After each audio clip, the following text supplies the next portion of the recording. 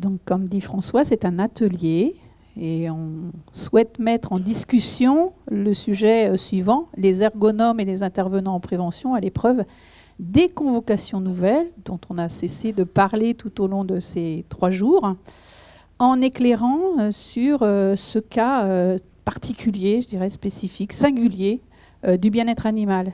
Et nous sommes donc 3 qui allons nous présenter. Alors, je commence peut-être. Donc, je suis Magali Caillon, je suis responsable de la prévention des risques professionnels à la Caisse centrale de la Mutualité sociale agricole. Je suis agronome de formation, je ne suis pas ergonome. Je ne le revendique pas. Après, c'est vrai que dans l'équipe, il y a autant d'ergonomes que d'agronomes. Voilà, je voulais le dire. Et en même temps, évidemment, que quand on fait de la prévention des risques professionnels, l'approche par la centralité du travail, évidemment que ça fait longtemps que ça me parle et qu'on y travaille aussi avec François. Et je me retrouve par contre dans le terme d'intervenant. Je suis une intervenante interne à l'institution et c'est très important pour moi quand j'ai pris conscience en fait que je pouvais intervenir pour faire bouger des choses aussi dans mon institution. Et c'est dans cette posture-là, en fin de compte, que je vais intervenir sur le sujet. François, je ne sais pas si tu as besoin de te présenter. C'est-à-dire qu'il y en a beaucoup qui m'ont déjà supporté, mais juste ce mot, pour attirer, on reviendra sur le tout, je considère que la question du bien-être animal est aujourd'hui probablement la question la plus concentrée des interpellations qu'on a à l'environnement, à la vie, à l'alimentation, c'est-à-dire à la culture, et donc à l'activité de consommer en regard avec celle de produire de ceux qui donc font qu'on consomme après. Donc je pense qu'on est là sur un point qui concentre peut-être les questions les plus graves, les plus profondes, et sur finalement un périmètre de regard qui zoome, quelque chose qui donne une situation quasiment laboratoire aux enjeux qui nous intéressent à cette question du BEA.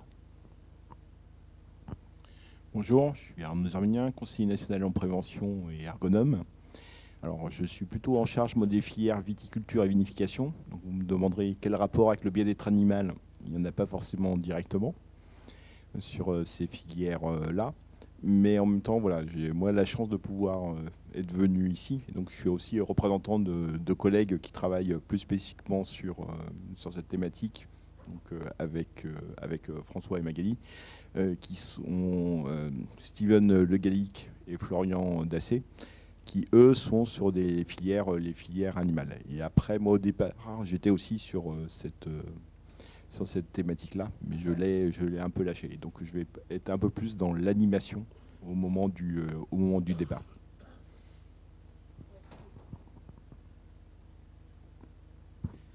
Du coup, on salue nos collègues qui ont dû se connecter parce que ce sujet-là, il est tellement complexe aussi qu'on y travaille à plusieurs, en fait. On y travaille à 3, en tout cas à la Caisse centrale, avec Florian et Steven, et accompagné depuis plusieurs, peut-être quelques années, avec François, parce qu'on a besoin, en fait, de s'y mettre à plusieurs, tellement la problématique est complexe. Et on va vous expliquer en quoi cette question du bien-être animal et pour nous, une question d'activité de travail. C'est vraiment ça qu'on va faire passer comme message.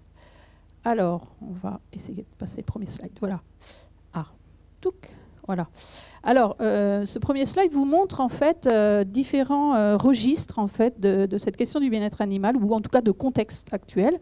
Donc déjà, on voit qu'on s'est saisi du sujet tout simplement parce que on voyait énormément de vidéos de L214 qui mettaient en exergue en fait de la maltraitance animale, repris par la presse, par les réseaux sociaux. Vous avez vu et vous êtes aussi, tout le grand public voit aussi tout ce qui se passe, avec des intrusions dans les élevages, les abattoirs, qui justement tendent énormément, et les agriculteurs qui ont une tendance à se barricader, à ne pas vouloir regarder ce qui se passe, à s'enfermer, à se recroqueviller sur eux-mêmes.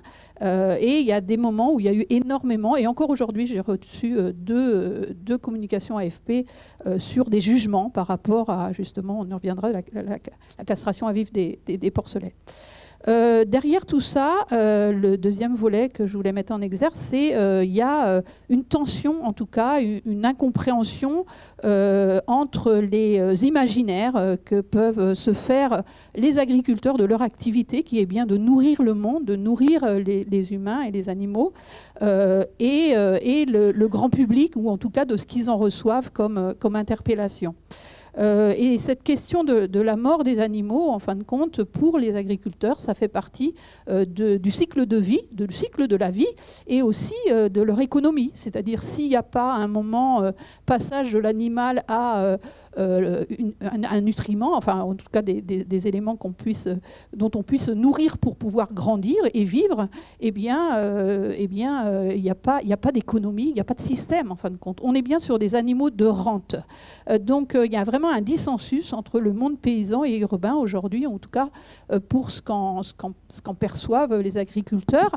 Et là, je voudrais citer Jocelyne Porcher qui dit, et qui a écrit un livre qui s'appelle La mort n'est pas notre métier. Et elle dit que la mort fait partie du cycle de la vie. C'est un moment de vie des animaux. C'est pas le but. On n'élève pas les animaux pour les tuer, mais c'est le bout de quelque chose, d'une transformation qui fait partie du cycle de la vie. Et elle dit que la mort des animaux ne dénoue pas le lien des éleveurs avec leurs animaux. Et ce n'est pas parce que l'animal est promis à la mort qu'il n'est pas respecté dans sa vie jusqu'à la mise à mort. Alors c'est vrai qu'elle parle peut-être plus de l'élevage paysan, qu'on oppose souvent à l'élevage industriel, sachant que ça aussi, ces notions-là, je pense qu'elles sont aussi à travailler. Ce qu'on voit, nous, concrètement, au niveau de la... Alors, je n'ai pas dit, mais c'est vrai qu'à la MSA, on assure l'ensemble des exploitants agricoles, 400 000 personnes, et des salariés de l'agriculture, 1,2 million de personnes. Et ce qu'on voit très concrètement aujourd'hui, c'est une diminution du nombre d'éleveurs, des jeunes qui ne veulent plus reprendre l'élevage familial, reprennent les terres. Ça pose des questions aussi là, sur le cycle de l'eau, le cycle de vie des terres, etc., si tout passe en culture, et des projets d'installation qui sont reportés, des abattoirs aussi qui devraient se construire, en plus en proximité, qui sont reportés. Et tout ça, en fait, se traduit par cette pression sociétale, par de nouvelles règles.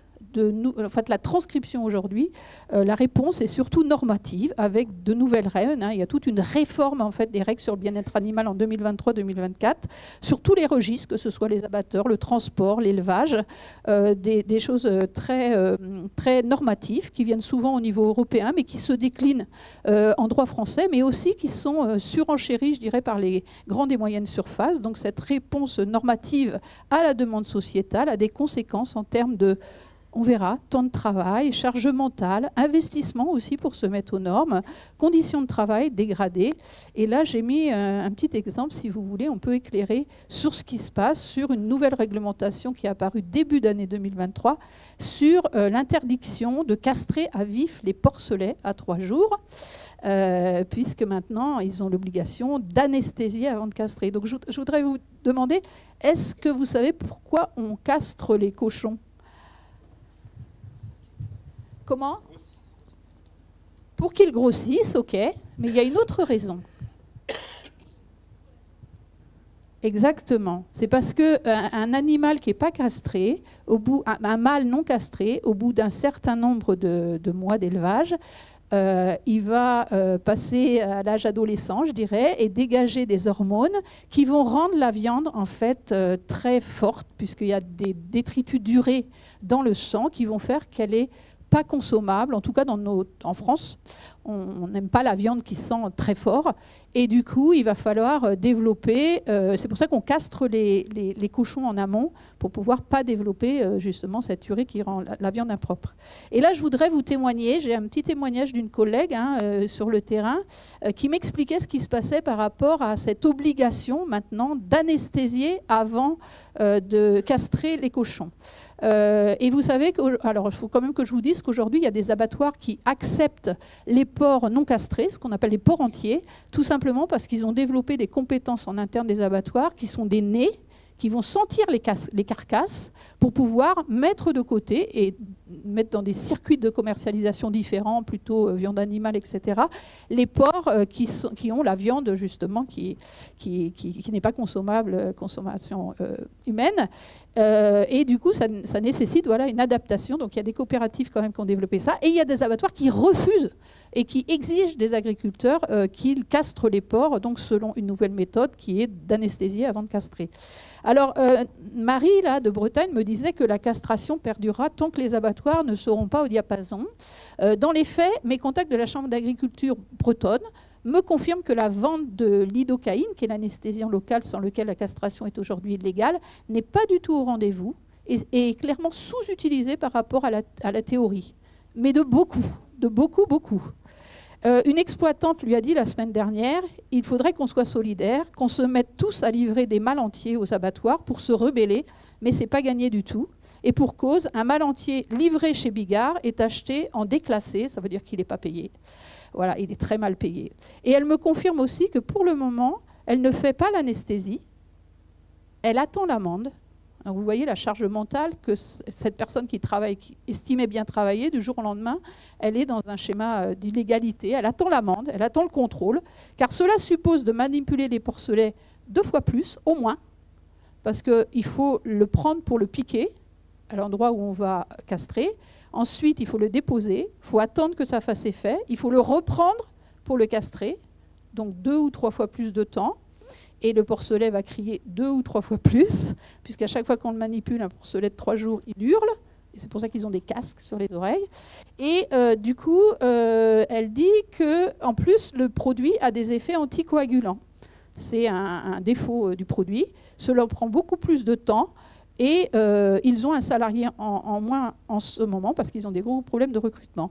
Et c'est le serpent qui se mord la queue. Elle me dit, elle n'arrive pas à recruter car les candidats préfèrent bien sûr aller là où on ne castre plus. Autant dire que les éleveurs qui doivent castrer se sentent pris en otage. Et quand on demande aux éleveurs, et on en a vu plusieurs, comment ils voient, eux qui connaissent leurs animaux, que c'est mieux pour l'animal justement de l'anesthésier avant castration, eh bien, il ne voit pas. Il voit juste que l'animal il crée 2 fois plus, qu'il saigne plus, et il va aussi rapidement que les autres téter sa mère quand on le remet avec la truie. Donc ça veut dire que quand on dit que bien-être animal égale bien-être humain, eh bien, si on ne passe pas par la réalité du travail et de ce qui se passe, eh bien, on peut créer des choses comme ça qui font tension, et qui font d'autant plus tension là, que c'est l'éleveur qui se prend tout. C'est-à-dire que c'est lui, là, qui doit gérer cette exigence réglementaire alors qu'elle aurait pu être gérée au niveau d'une filière, au niveau de tous les abattoirs, s'ils s'étaient mis en ordre de marche pour faire que du porc non castré et qui soulagerait les éleveurs. Donc notre responsabilité à nous par rapport à ce sujet-là, c'est de pouvoir éclairer justement ces différents organismes de ce qui se passe concrètement sur le terrain pour qu'ils puissent aussi intégrer cette dimension du travail humain et des conséquences de la prescription sur justement le travail des professionnels. Donc c'est voilà. Alors du coup, on a structuré, il y a quelques années, 2-3 ans, un positionnement parce que la MSA, elle s'occupe de la prévention des risques professionnels et de la santé ou de la promotion de la santé de ces professionnels. Pourquoi elle irait sur ce champ du bien-être animal? Le bien-être animal, c'est des questions de zootechniciens, c'est des questions de vétérinaires et du coup, très compliqué de comprendre en fait pour l'extérieur pourquoi la MSA va sur ce sujet-là. Et on voit bien que malgré que le cœur de notre... Justement, parce que le cœur de notre métier, c'est la préservation du développement de la santé, comme je vous l'ai expliqué avec un exemple, la demande sociétale concernant le bien-être animal, elle génère des exigences nouvelles qui peuvent avoir, pas toujours, mais qui peuvent avoir des effets négatifs sur l'activité de travail et la santé des professionnels. Donc on a stabilisé, lors d'un grand colloque qu'on a organisé il y a quelques années, invitant des élus éleveurs de chacune des MSA, on était plus d'une centaine de personnes, on a fait un séminaire en posant la question de quelle manière l'institution MSA pouvait se saisir justement de cette question du bien-être animal. Et on a stabilisé à la suite un positionnement en disant que c'est la qualité du lien de travail, de la relation entre l'homme et l'animal, qui sont des animaux bien spécifiques, parce que des animaux de rente. Et d'ailleurs, Jocelyne Porger, elle dit que l'animal, dans une ferme, est un animal au travail. Il va produire des œufs, du lait, de la chair, de la viande, etc. Donc c'est la qualité de cette relation dans le travail avec les animaux qui agit comme un facteur décisif de la santé des professionnels. Et notre légitimité, elle est toute trouvée, puisque l'idée, nous, c'est de passer par l'activité de travail en tant qu'activité, je reviens sur, qui est donc sur ce sujet du bien-être animal. Le bien-être animal est une question d'activité de travail dans un système productif actuel. Et d'ailleurs, c'est assez bizarre, parce qu'au niveau du ministère de l'Agriculture, nous, on travaille avec un bureau santé-sécurité au travail. Et les questions de bien-être animal, ils sont gérées au niveau de la DGAL. Et les personnes qui travaillent à la DGAL ne travaillent pas du tout avec les personnes du Bureau Santé Sécurité au Travail. Ce n'est pas du tout considéré nulle part comme une question d'activité de travail. Alors, donc on a réalisé plusieurs... ça, je ne vais rien vous apprendre, mais quand même, je vais revenir sur l'éclairage travail prescrit, travail réel, puisque dans cette approche prescriptive du bien-être animal, nous, au niveau national, ce qu'on vise, c'est les têtes de réseau. Donc ça veut dire les responsables élus ou chargés de mission des organismes agricoles qui travaillent, qui font, en fin de compte, qui déclinent la prescription, qui animent des commissions sociétales ou des commissions bien-être animal, et qui déclinent les normes européennes ou sont présents dans les instances européennes pour faire valoir aussi la parole des éleveurs. Donc c'est l'Interbev, INAPOR, l'Institut de la volaille, l'Institut de l'élevage, la PCA, les chambres d'agriculture, la FNSEA, le ministère de l'Agriculture, la DGAL, la DGER. Évidemment, on a visé aussi des personnes de l'Europe en charge justement de ces réglementations bien-être animal, mais aussi des associations comme l'œuvre des animaux d'abattoir, Ocapiat ou Vivea, qui sont les organismes de formation.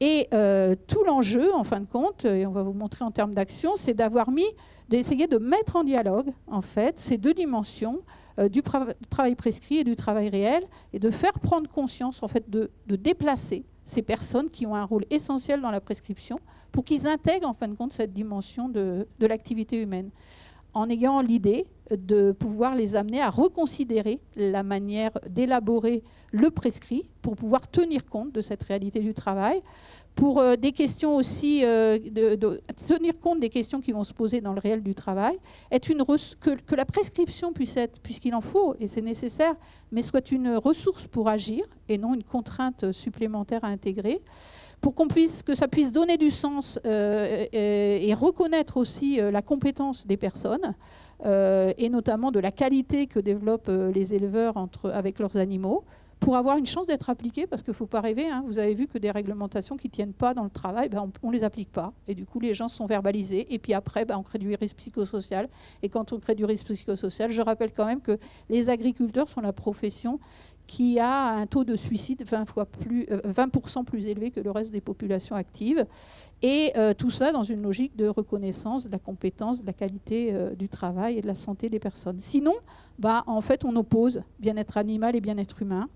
Il y a des conflits de normes parce que l'agriculteur, il doit tout tenir, il est tout seul, il doit tenir les normes d'hygiène, de prophylaxie, de qualité, de cahier des charges de l'abattoir, de cahier des charges de la grande surface, de bien-être animal. Donc il a une multitude de normes qui peuvent être antagonistes les unes des autres. Donc il y a des problèmes de cohérence de normes, une risque aussi de tricher, de ne pas être appliqué tout simplement. Et puis bien sûr de tension sur la santé, le risque psychosocial, la non-reconnaissance du travail, du sens du travail, et puis une solitude face aux injonctions paradoxales qu'ils ont à gérer. Aujourd'hui, par exemple, il y a une exigence nouvelle, c'est que dans les abattoirs de porc, il puisse y avoir un référent bien-être animal qui soit formé sur le bien-être animal. Et ça, il y a plein d'agriculteurs, il y a eu plein d'articles, ils n'ont pas compris pourquoi on leur demandait d'être référents bien-être animal, puisque eux, ils ne peuvent pas produire sans que l'animal soit au mieux de sa vie, en tout cas de ce qu'il a passé comme vie sur l'élevage.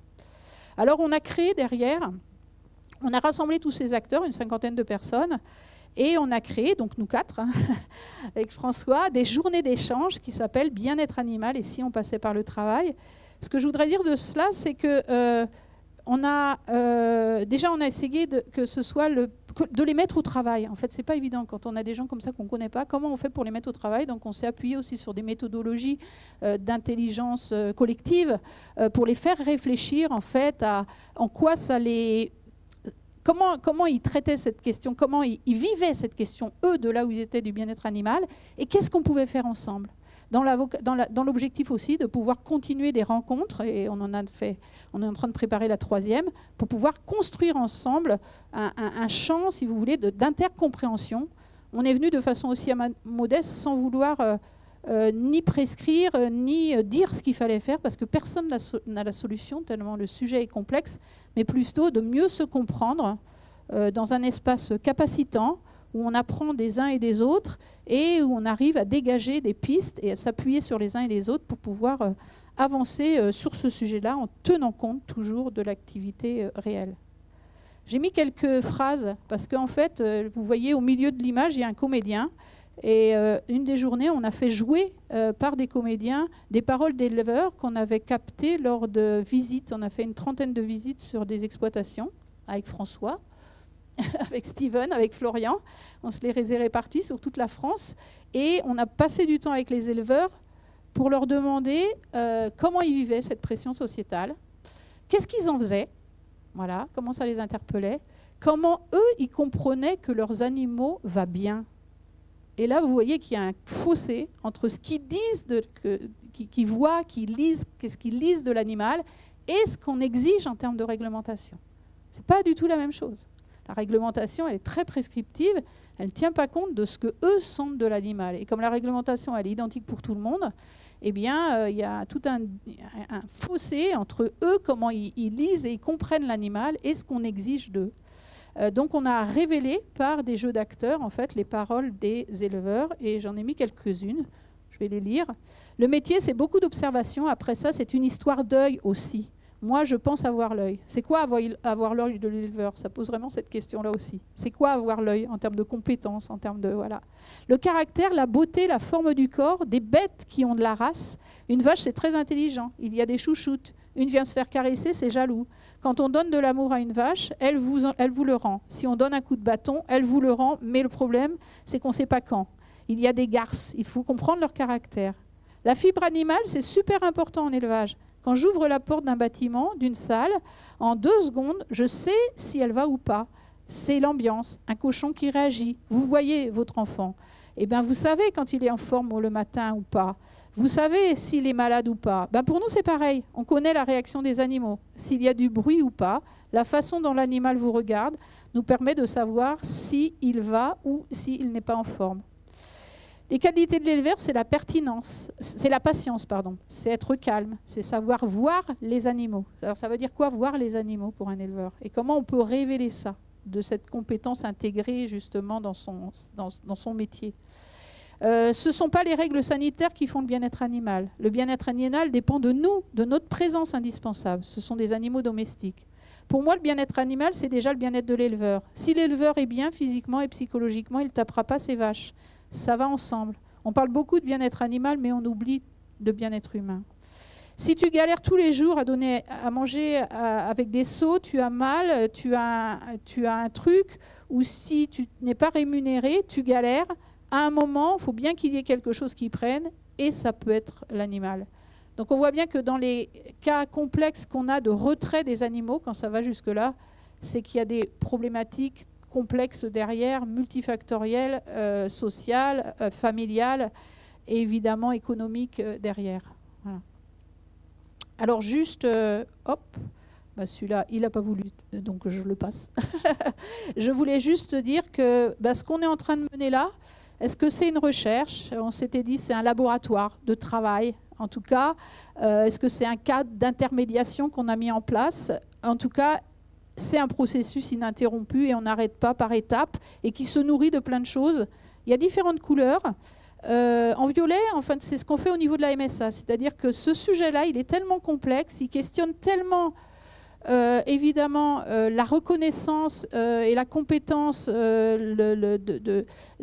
justement des professionnels, mais en même temps, il concerne, il interpelle l'évolution, le devenir, en fin de compte, des éleveurs pour faire de l'interpellation sociétale un levier de transition agroécologique ou de transition, en fin de compte, dans le futur. Donc comment, à partir de tout ce qu'on peut collecter, on arrive à faire en sorte que nos élus prennent conscience aussi qu'il faut se projeter vers des systèmes durables. Donc on essaye de relier ça. Et ça, c'est ce qu'on fait. On a demandé au conseil d'administration, donc on jalonne en fait toutes nos actions de notes au conseil et d'explications à nos élus, hein, qui sont parfois des gros éleveurs.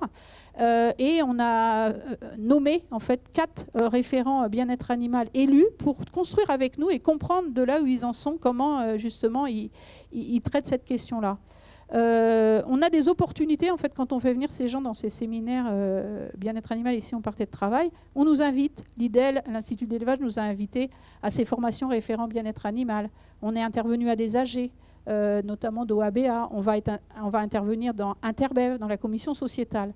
Donc à chaque fois on amène ces éléments justement de l'activité réelle et de la tension qui existe entre cette prescription normative et ce que vivent les éleveurs. Et puis, en vert, eh bien, on a un groupe ressources parce qu'on ne fait rien tout seul. Donc, on a 11 conseillers en prévention du réseau motivés par le sujet qui travaillent avec nous, qui au début n'étaient pas du tout sur ce registre du bien-être animal. On n'est pas interpellé là-dessus. On ne vient pas nous chercher là-dessus. Et maintenant, arrive à se saisir de cette question-là et à ouvrir les champs de questionnement justement pour travailler des projets de façon systémique avec les éleveurs. Et on va essayer, c'est la dernière chose, avec les paroles d'éleveurs qu'on a recueillies, de créer des outils d'animation territoriaux à partir de films, de pièces de théâtre, on ne sait pas bien, on verra la forme, mais qui redonnent en fait des espaces d'échange sur la pratique professionnelle des éleveurs pour leur redonner aussi confiance, leur montrer aussi qu'ils ont à prendre la parole sur le sujet, parce qu'on ne les entend pas. On entend tout le monde, les journalistes, etc., mais eux, on ne les entend pas. Et en même temps, pour les faire évoluer dans leur représentation de comment ils peuvent aussi être fiers de ce qu'ils font et évoluer dans l'avenir sur des systèmes plus soutenables, plus durables. Donc voilà ce qu'on met en place ensemble au niveau de la Caisse centrale MSA, et dire aussi que ce réseau des 11 conseillers en prévention, ils ont besoin en fait de ce qu'on fait au niveau national pour pouvoir arriver à le déployer localement. Ils nous ont dit on a besoin de votre soutien national, donc on a travaillé aussi avec la communication sur, alors ça c'est le terme communication, des éléments de langage, mais qui posent au moins la doctrine au niveau national, et on doit travailler maintenant pour outiller nos élus et après pouvoir, comme dit le responsable com, sortir du bois pour se faire connaître à l'extérieur sur ce sujet-là. Merci Magali. Alors très vite, parce que le principe c'est que on ait des échanges. Je reprends sur les dernières phrases de Magali, peut-être en les modifiant un peu. On est pour l'instant dans une période où ce qui se joue, c'est de permettre aux éleveurs de parler. Ils sont sous la douche de tas de paroles qui parlent d'eux, mais eux, quand ils parlent, ils ne sont que dans des défenses, de la justification et souvent d'ailleurs de la dénégation, parfois la dénégation de ce qui est pourtant vrai. Et donc, il y a apprendre à parler pour remettre en branle une capacité à penser. On est dans une problématique, comme on dit, déontique. C'est par l'échange sur les pratiques, mais qui ne racontent pas des blagues, qui disent, et qui arrivent à dire le réel, qu'on peut se ressaisir d'une capacité de penser sans laquelle il n'y aura pas de capacité de reprendre la main. C'est le parti pris méthodologique dans lequel nous sommes encore, c'est-à-dire qu'on n'est pas encore dans des actions concrètes, au sens de changer des pratiques. Ce qu'on change, c'est le rapport aux pratiques. Et de dire que leur permettre d'être fiers, ça, c'est pas toujours, parce que ça ne veut pas dire que ce qu'ils font, c'est génial. Il y a des tas de fois où, justement, du fait du modèle industriel qui date quand même de quelque temps, ils ont fini par apprendre ce que le modèle industriel leur demande de faire et à plus savoir faire ce qu'on imaginerait qu'il faudrait qu'ils sachent refaire, mais qu'ils ne savent plus faire. C'est un peu la thèse d'ailleurs de Porcher, qui consiste à dire peut-être que si on fait trop naïvement appui aux pratiques des éleveurs, on va simplement conforter une dimension dans laquelle ils se sont de fait installés. Quand bien même ils la regretteraient, c'est celle qui manipule. Et là, on est exactement dans les questions que Pascal évoquait ce matin. Soit on est sur des pratiques dans nos affaires de régulation, c'est-à-dire remettre des possibilités de circulation, mais dans un système qu'on nomme homéostasie, c'est-à-dire qu'on ne bouge pas. Soit on assume le fait qu'on est dans des visées d'innovation, y compris d'une innovation qui consisterait pour partie à relancer des pratiques anciennes, mais qui aurait au contraire une valeur au motif d'être ancienne, d'être en réalité pour demain, dans un modèle économique qui, sortant d'une dynamique strictement industrielle, accéderait à une logique servicielle et trouverait ainsi le moyen de coller à des obligations de développement durable et, j'allais dire, respectable du point de vue de normes morales que la société éthique, que la société leur demande de réaliser. Dans beaucoup de cas, on a des gens qui sont dans les sentiments que leur boulot, c'est de nourrir la terre et qui se voient constamment reprocher de la tuer. Donc, ils sont dans une tension absolument intense. De ce point de vue-là, ça relance ce qu'on avait évoqué en passant, la nécessité d'anthropocentré, mais d'un anthropo qui n'est pas un homme qui regarde que sa gueule, qui est un homme qui est un homme, c'est-à-dire qui a conscience des régulations et des responsabilités qu'il a envers le monde, et qui, si on revient vers lui, est susceptible d'être armé, je ne sais plus qui emploie ce mot ce matin, je crois que c'est Pascal, d'être armé pour s'en saisir. Alors, le point de départ, Magali l'a dit, je le redis juste pour confirmer, c'est que l'expérience, on le sait très bien, c'est que si on enjambe le travail, tout va revenir vers les éleveurs, comme sur les agriculteurs, comme sur les opérateurs en général, en prescription nouvelle, au motif d'ailleurs des meilleures causes, le bien-être animal, la terre, hein, des prescriptions nouvelles qui auront été pensées sans égard au travail. Donc ils vont venir le contrer et en général l'enfermer dans un rapport de méfiance et donc de contrôle. Si c'est ça, la position MSA, ce sera que forcément elle héritera d'une population qui sera rendue malade par les pressions auxquelles il faudra qu'elle se soumette ou qu'elle devra transgresser, mais en général au risque de sa santé. On sait ça partout. Et donc, il est de la responsabilité, mais ça, c'est ça l'idée, c'est que dans le souci qui est le sien, qui est de sa responsabilité, du bien-être des hommes qui sont ses adhérents, de prendre appui sur les activités de ces hommes pour y trouver le levier qui leur permette de satisfaire en même temps que leurs propres besoins, ceux de la terre à laquelle ils sont normalement voués. C'est prendre ces appuis pour autant que dans ces activités, tout y mène, et éventuellement pour les corriger si ça n'y mène pas. Il ne s'agit pas de célébrer l'actuel ou l'existant au seul motif que c'est ainsi. On est donc sur une question où la dimension du modèle économique est absolument centrale. Et le premier temps, c'est au moins de donner les éléments de compréhension aux éleveurs, des raisons qui les mettent dans cette nasse et qui tiennent à un modèle économique dans lequel ils sont organisés, et en général à un jeu d'acteurs qui les y a installés. Évidemment, la FNSEA, ANCO. Et ce qui est compliqué, évidemment, c'est qu'on le fait ça à l'intérieur d'une institution qui est pilotée par les mêmes. Donc, il y a un jeu là qui consiste à trouver son petit chemin, à la fois dans quelque chose qui a besoin d'être accepté, sinon c'est un acte de pure résistance, qui finira peut-être par exister, on ne sait pas, mais qui joue quand même sur une mise en tension à l'intérieur d'une organisation qui dit oui et dit en même temps pas trop. Donc ça, c'est toute la responsabilité de Magali, sur qui pèse évidemment une pression dont je ne vous dis rien, mais il suffit tout simplement de voir l'énergie qu'elle met pour pouvoir y résister. On est sur, je termine là-dessus, sur une question de fond qu'on peut appeler comme ça. On pointe tout ce qui fait que cette exigence d'un bien-être animal, appuyée sur un bien-être humain, pas tellement l'idée d'ailleurs que ce serait le même bien-être, ça c'est de mon point de vue, une fiction, mais l'idée d'une convergence de cette question est au sens propre dans une contradiction avec ce que le modèle économique pousse et produit. La question, c'est est-ce que cette contradiction est absolue, c'est-à-dire antagonique, c'est-à-dire c'est coincé. C'est l'un ou l'autre, on n'aura rien sans passer par la destruction de l'autre.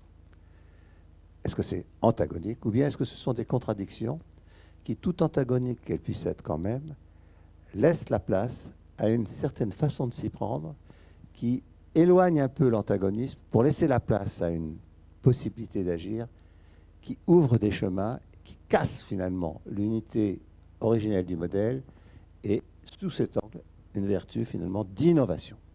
Et c'était ça l'idée que Pascal avait ce matin dans cette notion d'innovation. Voilà, on en est là. Alors, on fait ça sur la question du bien-être animal, dont je répète que de mon point de vue, c'est probablement une des questions les plus concentrées de ces enjeux-là, mais il n'y a pas, c'est pas la seule. On va le trouver évidemment sur l'agriculture biologique, sur d'autres choses, et dans d'autres situations, par exemple sur le bien-être du patient dans un hôpital complètement industrialisé, etc. J'en fais pas l'inventaire. D'où l'idée qu'en en parlant de là où nous sommes, il y a l'hypothèse que ça fasse écho pour vous, pas simplement au motif qu'on parle de choses que vous consommez et donc qui vous engagent, mais parce que vous avez aussi dans les pratiques qui sont les vôtres, dans les terrains où vous êtes, des questions qui ressemblent et qui peuvent, dès lors qu'on en parle ensemble, permettre à chacun d'avancer dans la compréhension de ce qui se passe. Alors vous avez bien compris, l'idée, c'est pas d'être pour ou contre le bien-être animal et pas de se poser les questions en ce sens-là. C'est plutôt d'avoir un débat ensemble sur en quoi c'est vos convocations. Et on en a largement parlé sur les 2 jours précédents, sur des choses plus, par exemple, sur l'écologie ou sur d'autres thématiques. En quoi ça nous interroge en tant qu'intervenants, en quoi ça nous fait sortir d'un certain nombre de cadres, d'un certain nombre de modèles.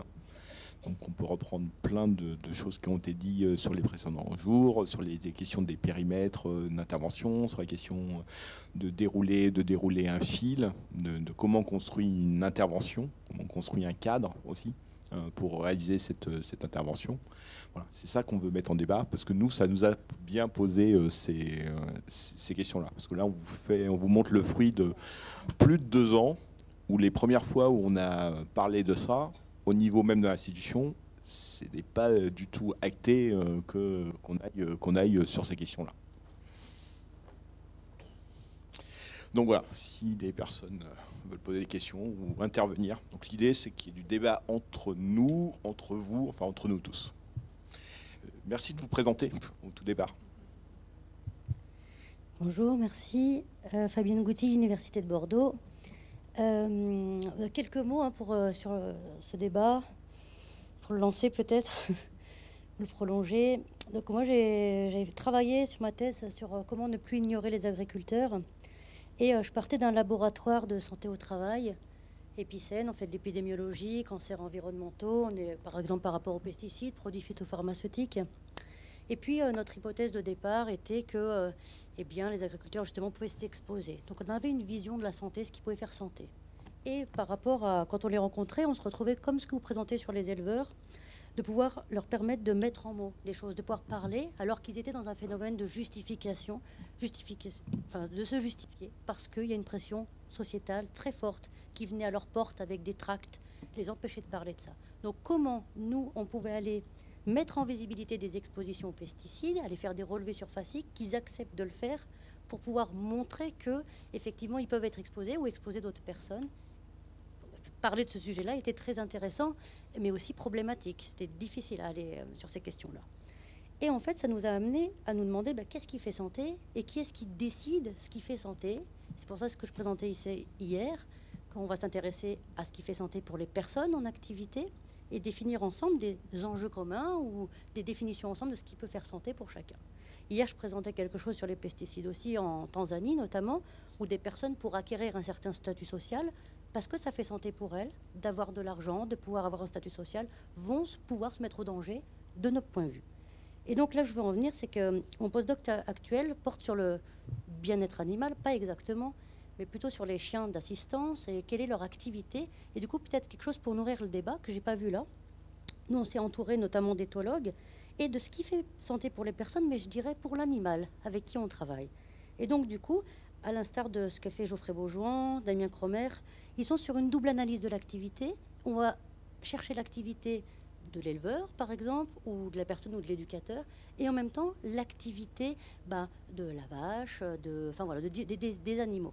Et du coup, là, parce qu'ils n'ont pas la parole, comme nous. Donc, du coup, voilà, c'était juste pour donner ces points de vue-là et comment on pourrait développer cette double analyse de l'activité pour parler du bien-être animal et de l'éleveur, dans notamment la configuration architecturale, etc. Merci. Tu veux réagir? Non, ok.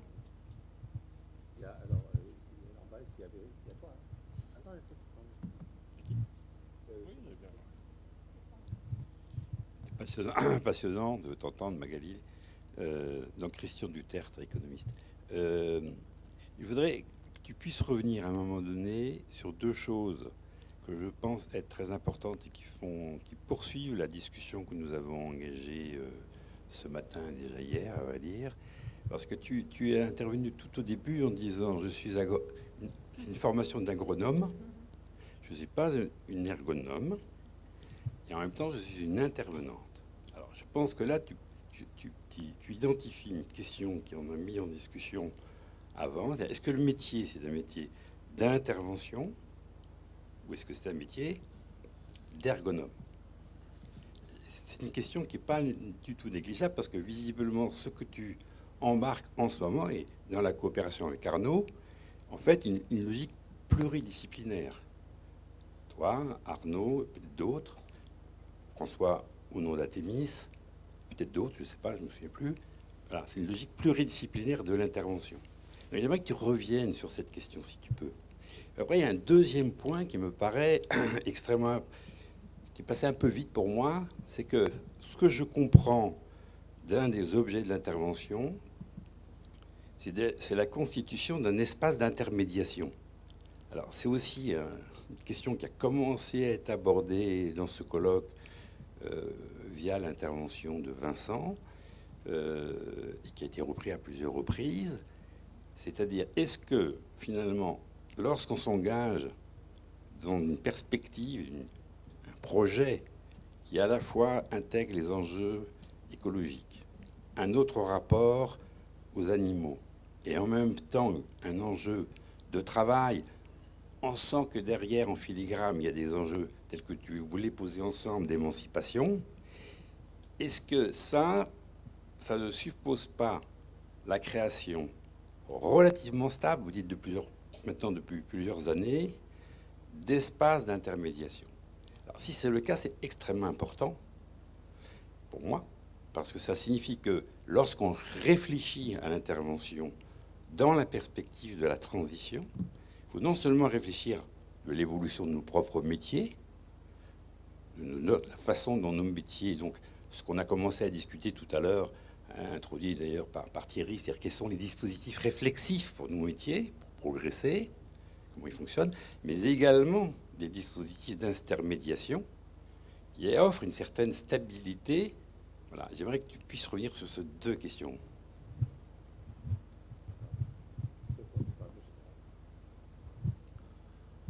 Oui, merci pour la présentation. Pour moi, ce que vous racontez, ça relève à la fois d'une intervention sur le sujet que vous évoquez, la question du bien-être animal, mais c'est aussi une intervention qui porte sur la question du périmètre de vos activités professionnelles à vous. Et j'aimerais savoir dans quelle mesure vous partagez les questions professionnelles nouvelles que ça vous pose avec vos collègues conseillers en prévention de la Caisse centrale de la MESA ou des autres caisses locales.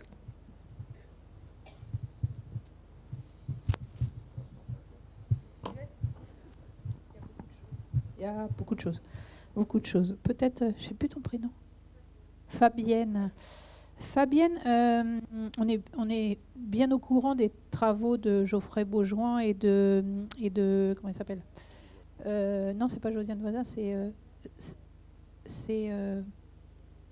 l'éthologue de l'Institut de l'élevage, Xavier Boivin. Voilà, Xavier Boivin. D'ailleurs, il est intervenu dans un de nos, il vient à nos cercles. Ah, pardon.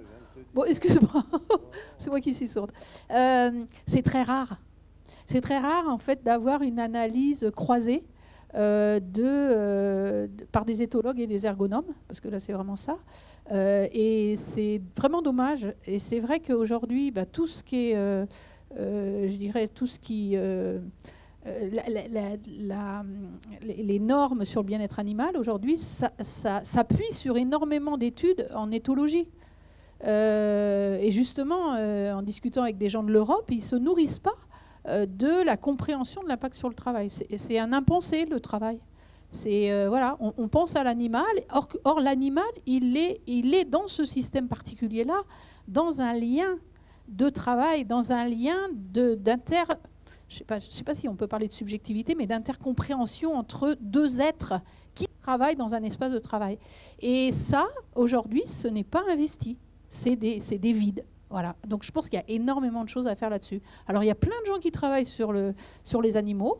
Je pense que l'histoire de la castration des porcs, si on avait bien regardé ce que ça donnait, honnêtement, enfin là, si tu écoutes plusieurs éleveurs, ils ne voient pas le bénéfice en termes de bientraitance ou de santé, enfin de mieux-être animal. Par contre, on a anthropomorphisé, en fin de compte, ce qui, pour nous, pose problème. Tu vois? Alors je ne dis pas que la coupe de la queue, c'est peut-être pire, j'en sais rien, il y a peut-être quelque chose d'autre, parce que couper la colonne vertébrale, c'est quand même un peu dur. Mais tu vois, il y a vraiment des choses, à mon avis, à investiguer, et là, il y a un champ qui est totalement ouvert. Bon, moi, je pense ça. Après, on se nourrit, on essaye, hein, là où on n'est pas scientifique, on n'est pas en recherche, mais on essaye de se nourrir quand même d'articles, on communique pas mal, on se nourrit de tout ce qui peut aller sur le sujet. Alors, pardon. Juste un mot là-dessus avant que tu répondes aux deux autres questions. Dans le travail de Beaujoin et Boivin, qu'on a rencontré, avec qui on a parlé plusieurs fois, le point qui est un petit peu encore, non pas de litige, mais de discussion, c'est la question du « et ». C'est-à-dire qu'il y a un ergonome qui parle du travail humain, il y a un éthologue qui parle de l'activité de l'animal. La question, c'est qu'est-ce qu'ils font ensemble? Et il y a le risque un peu inévitable, compte tenu du montage disciplinaire, c'est qu'il y a « et ». C'est-à-dire qu'on est dans le côte à côte. Alors, c'est pas qu'on n'apprend rien, là, mais le « avec ». C'est-à-dire toute la dynamique qu'on peut appeler de coopération, d'interrelation, d'une action qui se fait ensemble, sans prétendre que les protagonistes soient de même statut et y jouent les mêmes enjeux, ce qui serait parfaitement idiot. Mais construire la nature de cet ensemble, qui est plus que du et, clairement. Et par exemple, quand on entend quelqu'un comme Porcher, elle va très très loin dans l'idée que c'est vraiment plus que du et, puisqu'elle va jusqu'à parler du travail de l'animal comme du travail humain. Évidemment, la question de l'émancipation est un peu plus difficile à caler dans cette hypothèse. Pour autant, c'est pas complètement pas du travail. Donc, qu'est-ce que c'est? Là, on a véritablement dans l'ordre des investigations à approfondir quelque chose qui est le cœur même du projet, c'est le travail d'élevage, qui est un travail de relation, jusque d'ailleurs au moment de l'abattage, qui est encore de la... Et évidemment, on voit bien comment on s'embarque là dans des trucs qui sont, pour le moins qu'on puisse dire, contre-intuitifs. Bon. Et puis il y a comme ça une image sociale qui veut dire arrêtez vos conneries, vous êtes en train de nier l'évidence. La com de la MSA, quand on leur raconte ça, ils disent mais attendez, vous nous envoyez au feu là, on va se faire descendre par le premier écolo qui passe. C'est très difficile à arriver à ça. Or, le fond de l'élevage, c'est bien le avec. Et donc, c'est toute la question de quelle est la nature du « et ». Alors, dans le travail de Rémi Beaujoin et de Xavier Boivin, il y a une amorce de ça. Enfin, c'est plus qu'une amorce, c'est un gros boulot, hein, mais où la discussion porte sur voilà, quelle est la dynamique et le contenu du « et ». C'est ouvert, hein, et voilà. Et merci, Christian, pour ta question complexe. Moi, j'ai pas de... Allez, je dis que je ne suis pas ergonome parce que je n'ai pas de diplôme d'ergonomie. C'est pour ça. Mais par contre, par imprégnation, après, je ne revendique pas d'être ergonome. Par contre, j'ai suivi récemment un master, tu le sais, en conseil intervention, développement compétences, et ça m'a énormément appris parce que on a travaillé évidemment par l'approche par le travail aussi bien dans le développement de compétences des professionnels que dans voilà, l'analyse des situations de travail des personnes. Et je me sens plus, et ça c'est vraiment un travail que j'ai fait avec François, où je ne comprenais pas comment je pouvais me saisir de ce sujet-là, de là où j'étais en tant que responsable prévention. Et c'est quand j'ai pris conscience que j'étais aussi une intervenante dans une institution, que ça m'a donné énormément une posture, si tu veux, pour pouvoir porter ce sujet-là. Je crois que je me sens plus dans le terme intervenante, en faisant appel à des compétences multiples. Et on va même chercher, il y a quelqu'un qui travaille avec Jocelyne Porcher, qui a fait une thèse que j'apprécie beaucoup, c'est Félix Jourdan. On va chercher des compétences en sociologie du travail. Dans mon équipe, il y a autant d'ergonomes que de personnes de formation agricole. Et de plus en plus, je pense qu'on ne peut pas faire de la prévention des risques. Et d'ailleurs, ce terme de prévention des risques est très étriqué pour moi. On fait de la santé professionnelle, de la santé du travail, au même titre que les médecins du travail le font d'une autre manière. Mais je pense qu'on est dans une optique de développement des ressources, des capacités d'agir des personnes, et on fait de la santé au travail. Et je trouve que même le terme de prévention des risques professionnels est trop pétriqué aujourd'hui sur ce qu'on fait. Et pour aller jusqu'au bout, du coup, on porte dans la rénovation du cycle de formation des conseillers en prévention, et j'espère à terme peut-être aussi des médecins et des infirmiers de santé au travail, parce qu'on est un système, si vous voulez, déjà très composite au niveau de la pluridisciplinarité, eh ben, on axe tout sur l'entrée par les situations de travail. On fait déjà de l'analyse des situations de travail, des conseillers en prévention, et c'est à partir de là qu'on construit, en fin de compte, des ressources qui permettent qu'ils puissent comprendre qu'il n'y a pas de solution toute faite, qu'on n'est pas à donner la bonne parole, on n'est pas dans la prescription, on est dans le questionnement du travail, à se saisir de ce qui préoccupe les personnes. Qu'est-ce que, quand on arrive dans un élevage, lui prend la tête aujourd'hui? Et à partir de ça, quel que soit le sujet, les salariés, les problèmes environnementaux, on arrive à faire en sorte que les collègues s'en saisissent comme des sujets de travail. Et c'est ça qu'on essaye de faire aujourd'hui dans ce métier-là. Et puis pour l'autre chose, l'espace d'intermédiation, je ne sais pas si j'ai bien compris la question. Ce qu'on crée là en mettant tout le monde autour de la table, c'est un espace pour moi capacitant. C'est un espace capacitant parce que les personnes sont venues de tous les organismes sur un sujet sur lesquels ils sont assez isolés, esselés aussi, que ce soit au niveau de la DGAL, de l'Europe, voilà, chacun est dans son registre. Et on leur a donné un espace où on a pu, grâce à voilà, un jeu d'animation, si tu veux, les ressourcer, mais sans avoir de solution, hein, juste en disant, bah voilà, nous, ce qu'on amène, vous amenez d'autres choses, et comment on peut s'entendre. J'avais un schéma là d'un peu du dispositif à 3 pôles d'Ischwartz, parce que ça m'a beaucoup parlé quand dans le master il y a eu Ischwartz, parce que c'est vraiment ça. C'est-à-dire comment on fait discuter des personnes qui prescrivent, des personnes qui sont des éleveurs, et comment on ramène en fin de compte le travail réel, pas celui qu'on voit directement, mais celui qu'on va chercher par la parole, et en même temps, comment on arrive à faire discuter du macro, du méso et du micro ensemble dans ces espaces-là. Et du coup, ils nous ont découvert MSA comme non des prescripteurs ou des personnes voilà, qui avaient des solutions toutes faites ou du contrôle, mais comme un espace où ils pouvaient échanger entre eux. Et c'était assez riche parce qu'il y a des gens qui étaient tendus dans les relations entre l'Institut de l'élevage et le ministère de l'Agriculture, c'est souvent tendu. Et là, ils ont retrouvé un espace de dialogue entre eux. Parce qu'on s'est saisi ensemble des mêmes questions pour pouvoir essayer de trouver ensemble, on n'a pas de solution toute faite, un chemin en s'épaulant les uns les autres pour essayer de se comprendre et que les agriculteurs, en dernier ressort, ils évoluent et ils aillent mieux, quoi. Je le dirais simplement comme ça. Non, pas du tout. Juste pour ajouter, je pense que ce travail d'intermédiation, qui est un effet induit par le projet, qui n'était pas direct, mais qui de fait devient très important, en fait, il porte sur une réflexion et un changement de compréhension de ce que c'est que la prescription. Puisqu'on a des institutions, des administrations diverses, européennes, françaises, etc., qui toutes y vont de la production de normes et en veux-tu en voilà.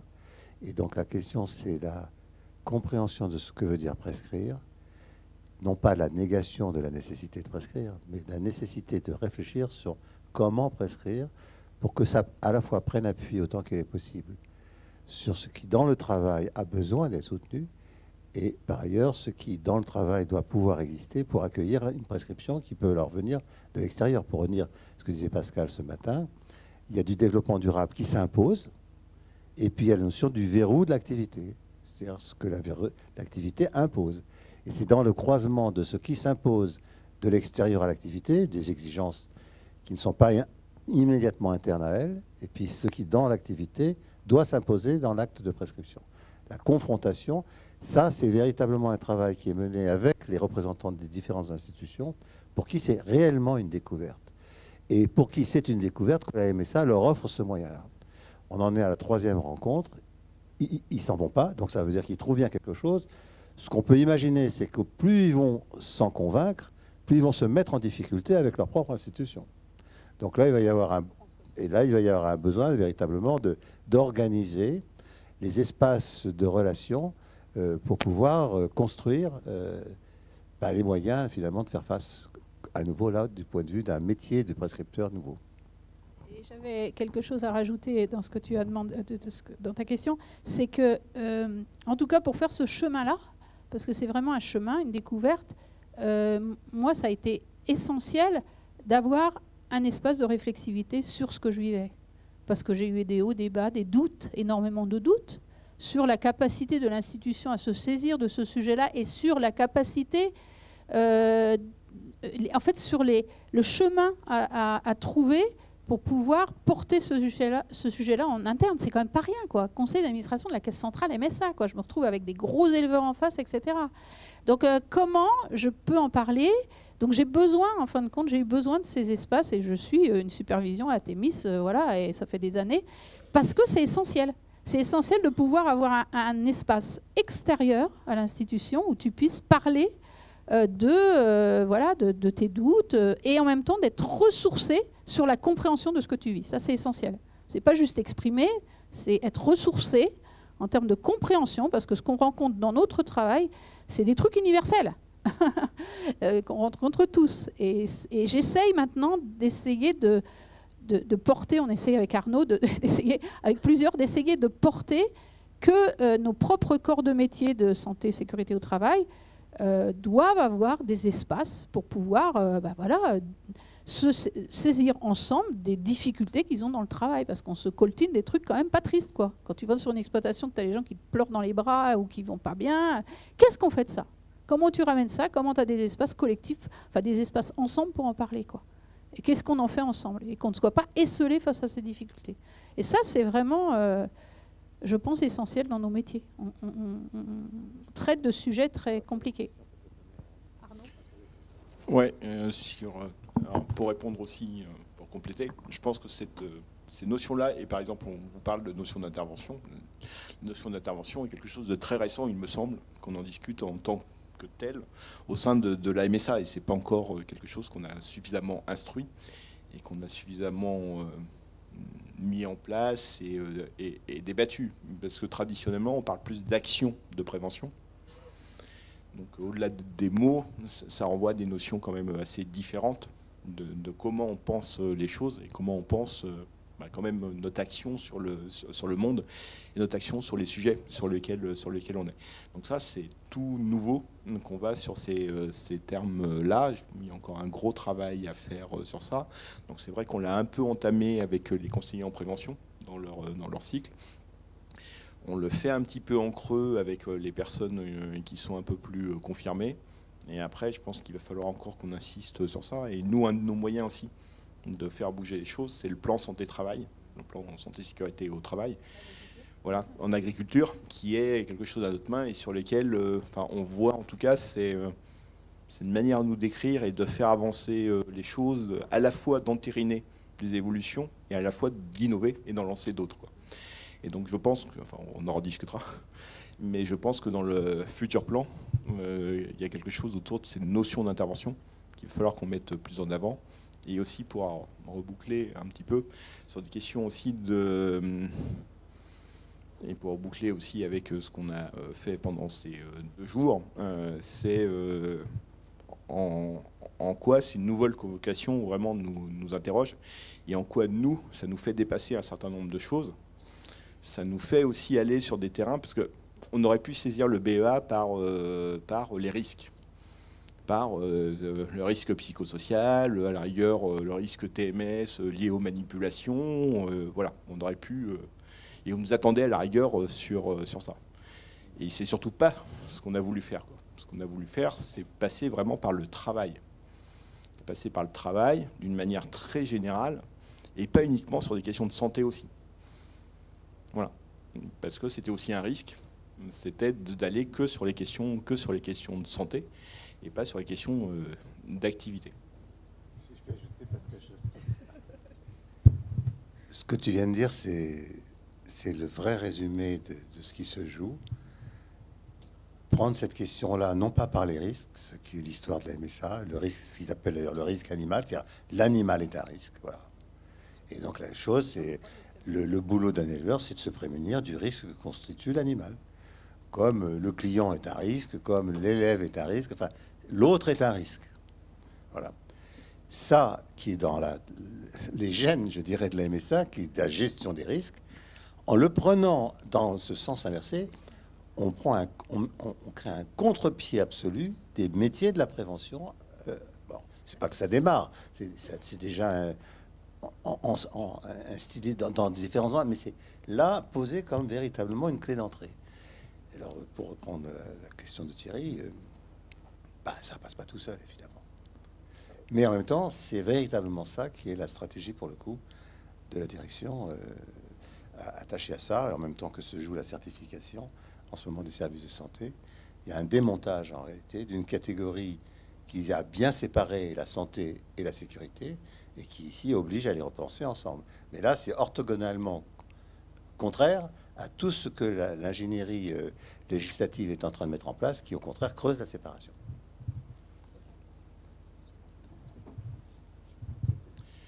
Donc, est-ce qu'il y a d'autres personnes encore qui veulent...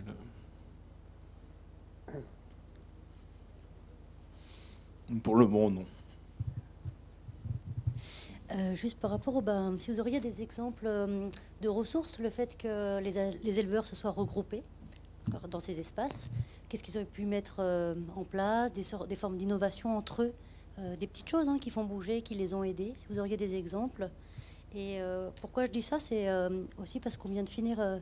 on a fait un article là, sur les nouvelles technologies, et notamment avec des collègues de l'IDLE, c'était sur la traite et sur cette nouvelle technologie, et qui est-ce qui propose une nouvelle technologie. Comment, par exemple, justement, la MSA a fait des guides sur est-ce qu'on va passer à la robotisation de la traite ou pas, parce que là, c'était une collègue belge, et elle s'interrogeait s'ils allaient faire la robotisation ou pas là-bas. Donc, ils voulaient s'inspirer de la France, où à 80%, on a robotisé la traite. Qui entraîne, derrière ça, comment 50 C'est ce qu'on dit. Ah, ok, dans le dernier rapport présenté là, au congrès TMS en Tunisie, c'était 80%. Donc, ok. Donc, bon.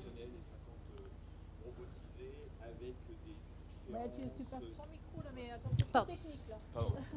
Juste la précision, c'est plutôt 50-50, et il y a des territoires qui sont très robotisés, d'autres qui le sont beaucoup moins. Voilà. Je vais dire, on ne fait pas de guide. On ne fait plus de guide. Le guide était présenté à Monastir, là, au congrès TMS, par la MSA. Bon, mais peu importe, c'était pas le Alors, nous, on ne fait plus au niveau national, en tout cas. Ah. Mais peut-être, ce n'est pas un guide, c'est un guide de réflexion, peut-être des questions à se poser avant d'investir. Parce que exactement. On est là-dessus, c'est-à-dire on se dit... Je finis mon point, pardon. C'est qu'il n'y a pas en parallèle d'autres documents qui permettent de partir de ce que les éleveurs demanderaient. Comment on va leur laisser un temps, comme vous le proposez, pour innover et proposer des alternatives. C'est juste là où je voulais en venir. Et donc, je voudrais vous demander si vous avez des exemples d'alternatives qui sont issus des groupes que vous avez pu mettre en place, des trois réunions qui ont eu lieu. Alors, d'abord, ces réunions, elles ne sont pas avec les éleveurs.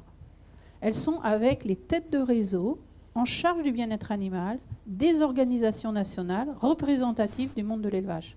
Interbev, Inapor, Itavi, tous les gros, quoi. Tous ceux qui prennent des décisions, qui déclinent les normes européennes et qui en même temps rajoutent parfois, parce qu'il y a une exigence, formation bien-être animal exigée pour tous les éleveurs de porcs, voilà, avec un référent bien-être animal. C'est ces personnes-là qu'on vise, nous, au niveau national. D'accord ? Après, justement, ça se décuple, et ça, on est en cours, hein, au niveau local. C'est-à-dire après, nos collègues qui participent à l'E11 retissent des tissus au niveau territorial avec justement le conseil agricole, les représentants des filières, etc. Et on est en cours de création d'outils pour discuter de ces questions d'activité de travail dans ce lien du coup, comment on fait de ce lien d'épaulement entre les questions de bien-être animal et de bien-être au travail, avec des supports qu'on va créer pour mettre en place ces espaces d'échange, de discussion et de ressources et qui font santé sur le travail. On l'a fait avec, de façon plus large et qui n'est pas spécialement sur l'élevage, avec un dispositif qu'on appelle « Et si on parlait travail ?», qui est un film qui a été fait avec des ergonomes, qui pose, si tu veux, de façon collective, en fait, et ça se vit de façon collective, les questions des différentes dimensions de ce qui peut faire tension et ressources dans le travail.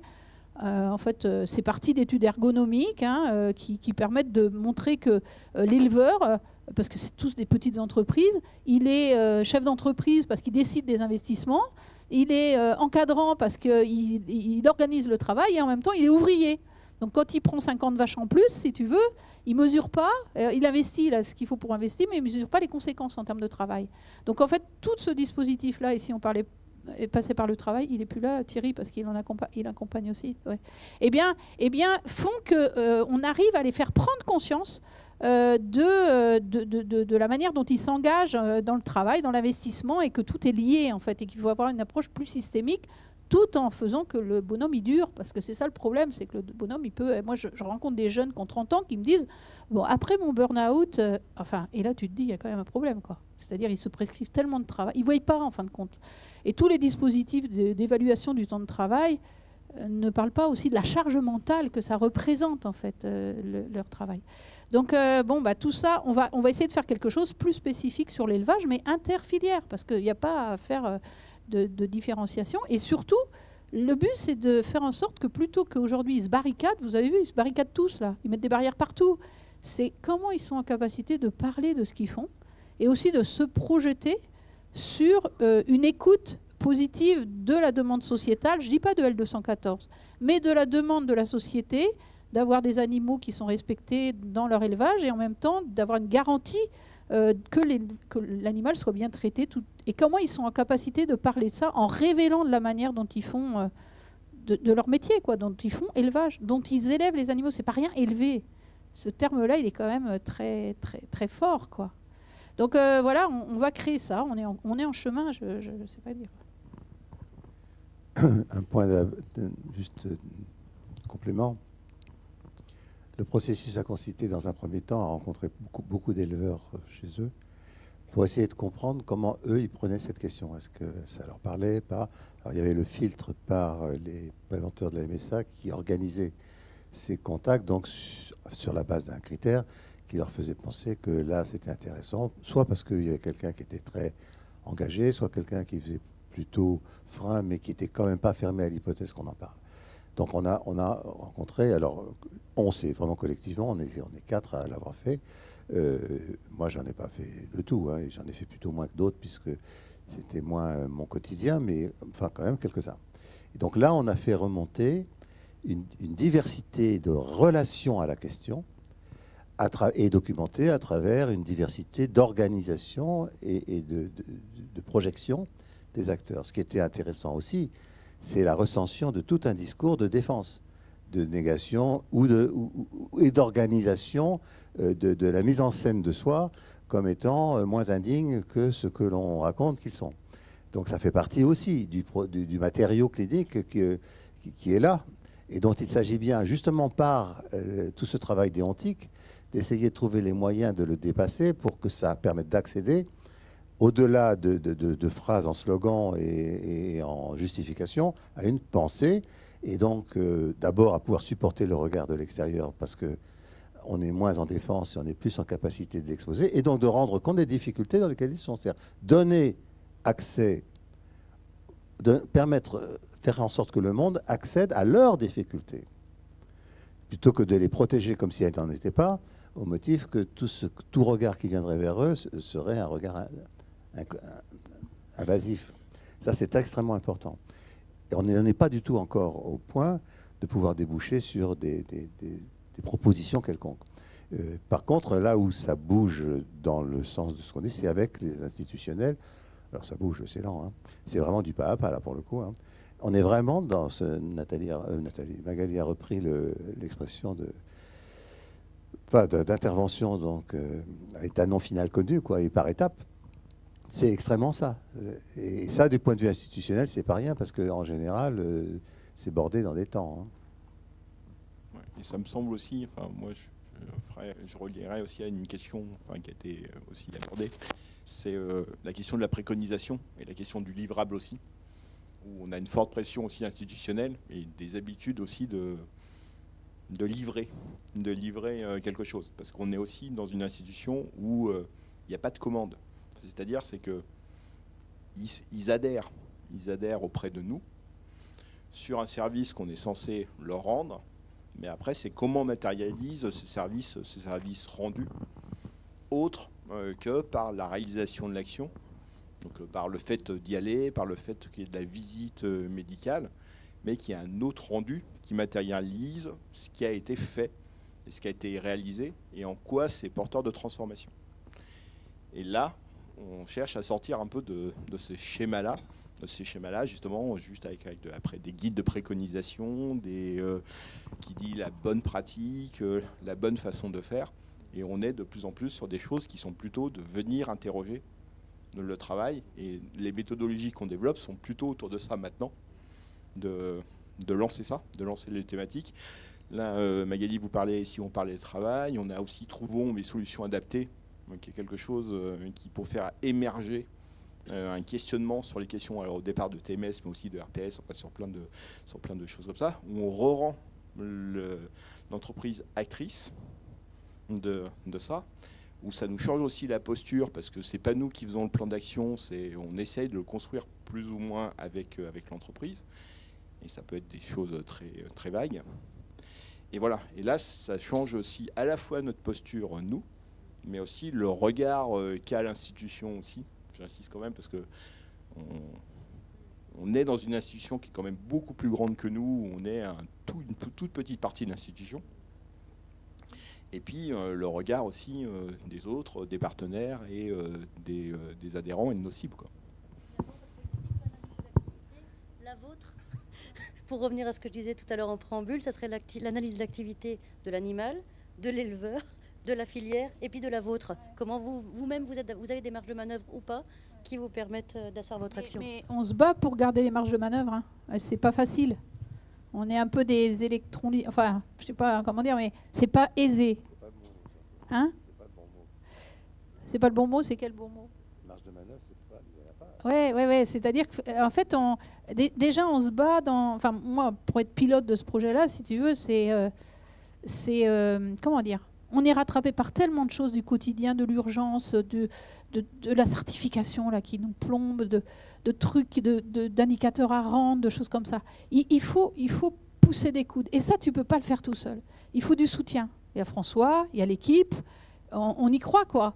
Et du coup, il y a le réseau. Parce que le réseau, il est essentiel. Parce que notre réseau, il nous attend là-dessus, quoi. On ne fait plus de la prévention comme en 73 quand on l'a créé, où c'était EPI, chaussures de sécurité, etc. On est le fruit de tout un parcours. Moi, je dis toujours, les premiers conseillers en prévention, ils ont été quand même formés par Durafour. On a encore cet héritage-là dans le réseau. Et on y croit, quoi. Et ce que je veux dire, c'est que faut battre... En fait, ce qui est très compliqué pour nous, c'est de faire comprendre à nos directeurs qui sont tout le temps en train de changer, hein, ce qu'est notre travail. C'est très complexe. Notre travail, il est compliqué. Ils ont du mal à le percevoir. Donc, comment on évalue, comment on donne à voir. Donc, les colloques, c'est aussi inviter la com. On invite la com. On a des élus centraux qui peuvent en parler derrière. On les met dans la boucle, même si c'est compliqué. Parce que c'est eux qui pourront mieux en parler s'ils l'ont vécu. Parce qu'il faut le vivre, en fait. Et ça, je crois beaucoup à ça. Je suis assez pragmatique. Si tu ne vis pas les choses, tu as du mal à les sentir. Voilà. Je voudrais revenir sur un point et avoir ton avis. En fait, à travers de la question qui a été posée par Fabienne, moi j'ai entendu une certaine impatience à aller vers des innovations. Qu'est-ce que ça a produit chez... Est-ce qu'il y a des nouveaux outils qui ont été conçus?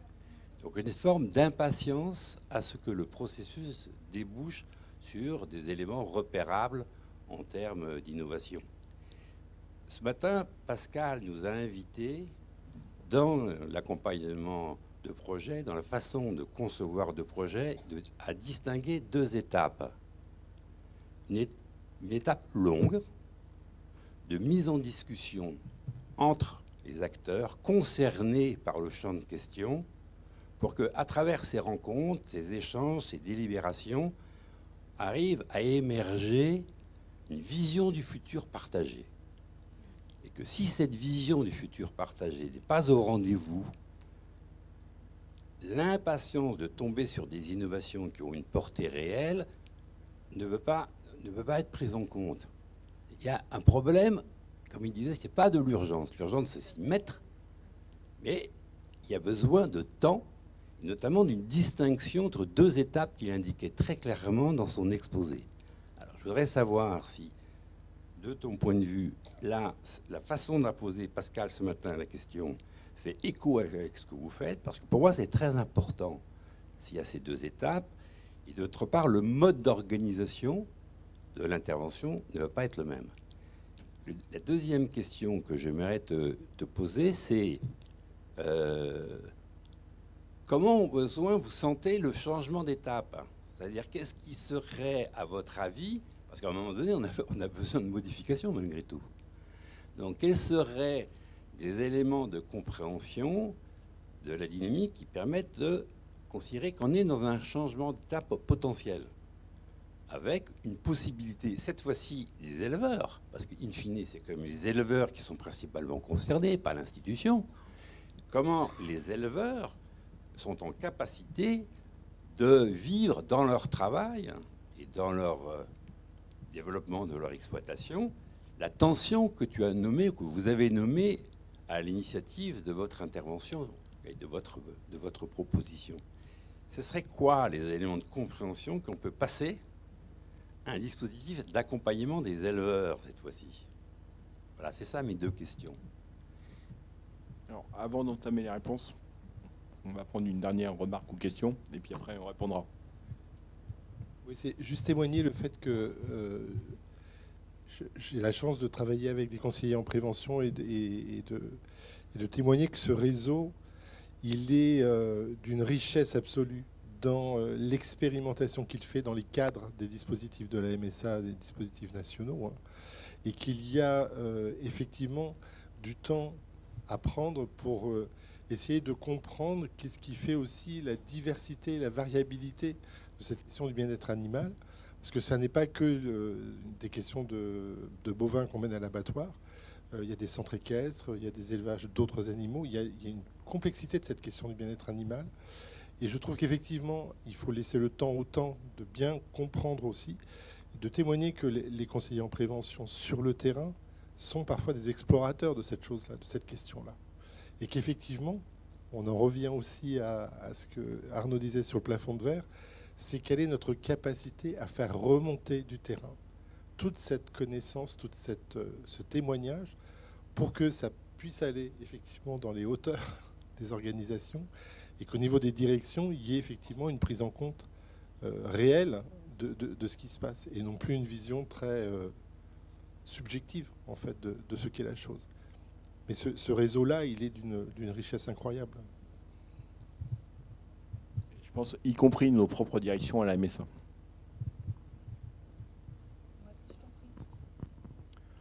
Par rapport à la question de Christian, qui est évidemment très centrale, très sensible, mon point de vue, c'est que le critère, ce n'est pas les éleveurs directement, dans ce que nous faisons en ce moment, c'est les préventeurs. Notre question, ça va être de se caler par rapport à la perception que nous aurons. Ce qui reste ouvert, c'est à partir de quel type de dispositif on dira c'est ou c'est pas. Ça, c'est pas calé. Mais par contre, l'idée que c'est sur la réceptivité des préventeurs à la question, c'est-à-dire le fait qu'ils y trouvent leur marque, et qu'ils sont capables, pour reprendre l'expression de Pascal ce matin, à produire une offre, c'est-à-dire à se sentir les acteurs d'une offre. Parce que la demande, c'est pas sûr qu'elle soit, avant un petit moment, encore au rendez-vous, vu l'état du milieu. On peut espérer que ça avance un peu, mais dans le timing, je pense que d'abord, c'est l'offre. En hypothèse, c'est la MSA, il se trouve que c'est là d'ailleurs qu'on est. Alors, je pense que les préventeurs accéderont à un moment de sentiment d'être à la hauteur des questions, un peu en fonction de la compréhension qu'ils auront de la recevabilité de leur offre dans le milieu, mais c'est d'abord la façon dont, pour eux, ça rentre dans ce qu'ils se sentent la vocation de faire. Et donc, comment ça réorganise la compréhension de leur métier, comment ça professionnalise, certes sur le BEA, mais beaucoup plus largement, ce qu'on disait tout à l'heure à travers la question de, à la fois Thierry et d'ailleurs de Christian aussi, comment ça réorganise le dispositif finalement de compréhension globale qu'ils ont du rapport des éleveurs en hypothèse à la santé. Et pour moi, c'est ça le critère opérationnel qui est à notre main. Il nous reste à réfléchir sur à partir de quel type de formalisation de ce dispositif on pourra s'en assurer. Ça, c'est open. Oui, je suis d'accord avec François. Nous, on n'intervient pas directement auprès des éleveurs, sauf pour faire des études particulières. Donc, c'est vraiment... c'est pour ça qu'on s'appuie sur 11 collègues là, motivés par le sujet, qui font l'expérience, justement, accompagnés par nous, de se sentir légitime d'aller sur ce sujet-là. Et ça, c'était pas gagné de l'avance. Donc, on a fait des focus group aussi pour les questionner sur comment aujourd'hui ils étaient interpellés ou pas, qu'est-ce qu'ils en faisaient, comment ça leur parlait en tant que professionnels, que préventeurs, sachant que nos conseillers en prévention, là aussi, ont de multiples profils. Donc, oui, nous, l'idée, c'est de stabiliser, si tu veux, une compréhension des conseillers en prévention et qu'ils arrivent à le décliner, et là, ils y arrivent, dans les relations qu'ils ont, dans le questionnement qu'ils font au niveau des élevages et même des acteurs du territoire, se sentir légitimes sur le sujet, pour qu'on puisse travailler en fait une montée en compétence du réseau à travers des transferts, enfin différents. Ça, on sait faire, c'est-à-dire on prend des petits groupes et on travaille avec eux, on leur met en main des éléments pour pouvoir s'en saisir. Et ce que je dirais aussi, ce que j'ai remarqué au niveau de... Tu poses la question aussi de l'évaluation sur le temps long, en fait. C'est ça qui est complexe aussi. C'est comment on peut percevoir que ça bouge ou pas le système d'acteurs qu'on a là. Comme je vous dis, c'est des personnes avec qui on n'avait pas l'habitude de travailler. Donc déjà, c'est des personnes qui aujourd'hui nous identifient, nous font intervenir dans les AG ou dans leur formation, dans les RMT, RMT One Welfare, RMT Bâtiment. Et ça nous a, que ce soit Florian, Steven, moi, et je pense plus largement l'équipe, nous, ça nous développe parce que initialement c'est pareil. Dans les projets les projets CASDAR, etc., sur lesquels on vient nous chercher, on est en capacité aujourd'hui d'amener ces éléments de lien entre ces questions de bien-être animal et de travail humain. Donc on accompagne, parce qu'on ne peut pas tout faire en fait. Le but c'est de tresser tout un tissu d'acteurs avec lesquels travailler, où on peut être ressource pour eux, pour pouvoir travailler avec eux ce sujet-là et les aider aussi dans ce qu'ils ont à faire. Je le verrai un peu comme ça. Donc c'est compliqué d'évaluer, justement, d'évaluer aujourd'hui, mais en tout cas, on s'est fait repérer par plein d'acteurs sur le sujet, quoi. Voilà. Et on est les seuls, ce qui est intéressant aussi, c'est qu'on est les seuls à parler de cette manière-là du sujet. Ça, c'est important aussi. On a une singularité à en parler. Excuse-moi. Oui, alors une toute dernière question. Et après, j'ai quelque chose à dire. Alors vraiment très court. Vas-y, Pascal.